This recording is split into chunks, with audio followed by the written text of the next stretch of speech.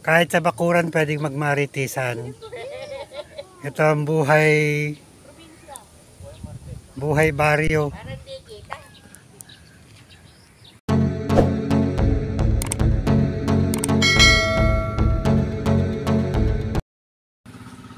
Welcome to my vlog.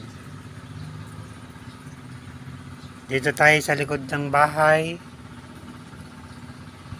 Dahil tayo ay magtatanim ng gulay.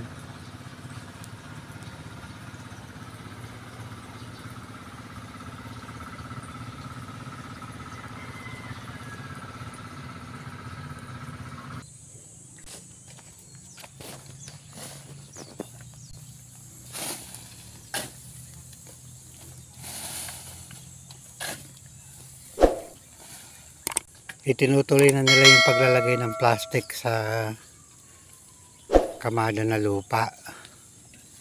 Hindi kasi natapos kahapon.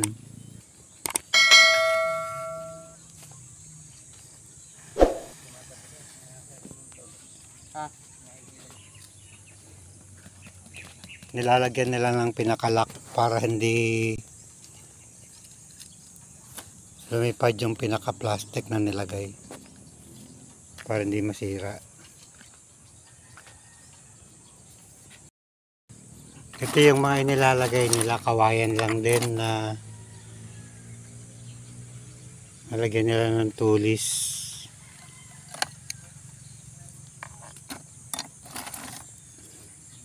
Kumbaga ito yung pinakalak niya.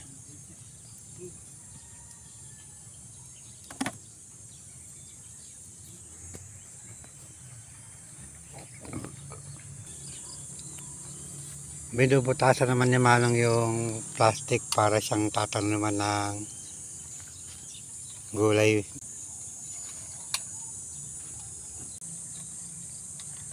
Bali mainit yung lata para butasan yung plastic.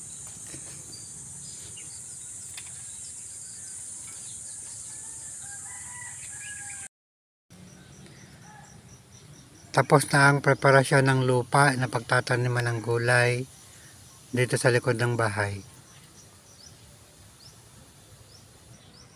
Next, ang pagtatanim naman ng gulay.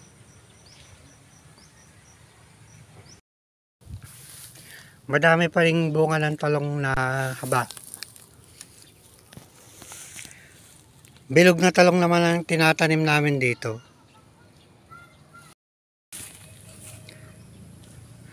Nagsisimula lang magtanim ng talong dito sa likod ng bahay.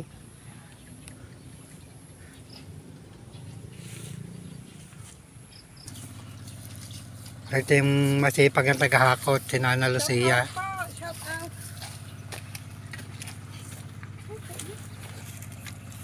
Uwi daw muna siya, kukuha daw siya ng merienda.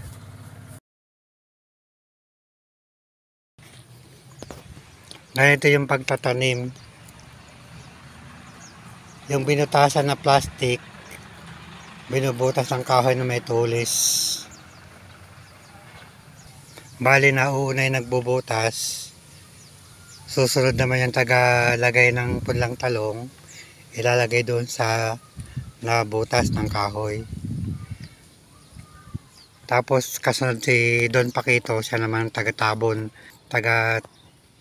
ng lupa sa puno ng punlang talong. Si Jomo ang taga-butas.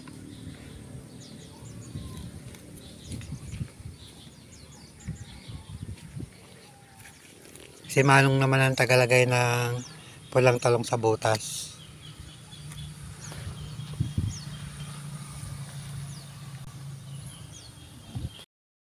Si Don Paquito naman taga-ayos ng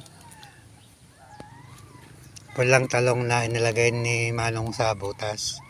Bali siya yung taga-tabon ng lupa.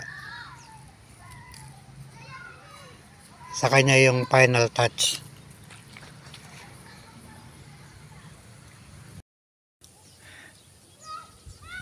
Ganito yung pamamaraan namin ng pagtatanim ng talong. Nilalagyan ng cover para hindi masyadong damuhin o tubuan ng damo. cover na plastic. Natapos na rin namin taniman yung side na to.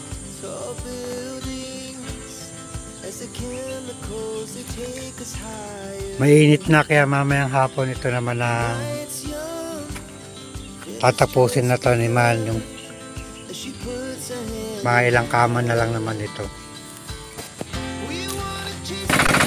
Ito yung bomba ng patubig na ginagamit namin dito sa likod ng bahay. Ito yung bomba.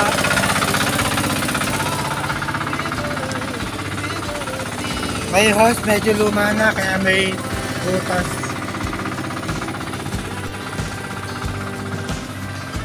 Dire-diretso dito gumawa kami ng maliit na aripit. Papunta doon sa mga sakingan at sa mga talong na itinatanim.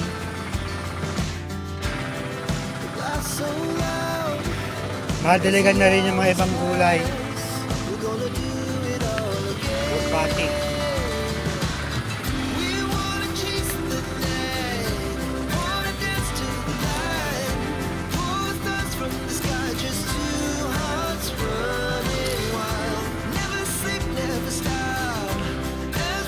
Dire-diretso siya dito sa may sagingan.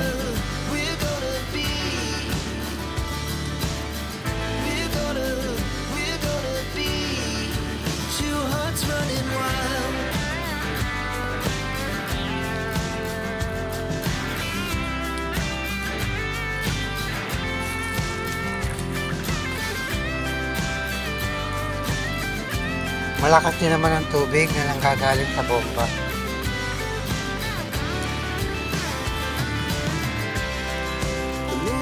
Papunta dito sa mga bagong tanim na gulay.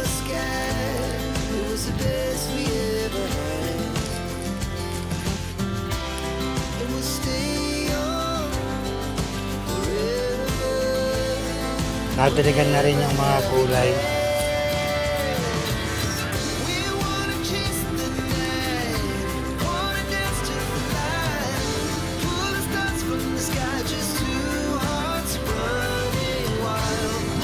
Nakatapos na din kaming magtanim ng talong.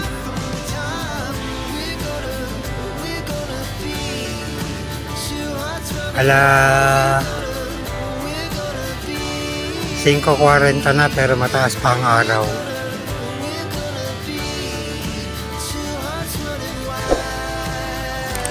Till here.